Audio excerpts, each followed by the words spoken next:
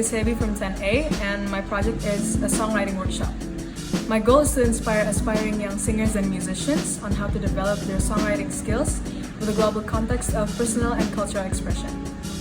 First, I had to brainstorm project ideas and predict the timeline or schedule with its criteria of success. I chose to make a songwriting workshop with a target of minimum 30 people.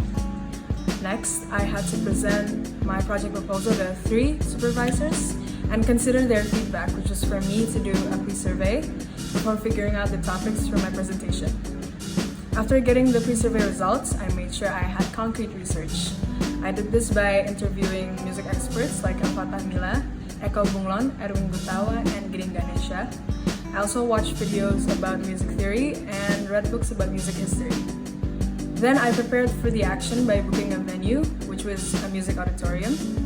I bought lunch for the audience, read the invitations, and prepared the post-surveys. The songwriting workshop was held in Erwin Gutawa Music School from 10 to 12 a.m. and it was a success. Lastly, I completed my project journal and finished my report, which is a part of my personal project reflection before doing an exhibition. Thank you!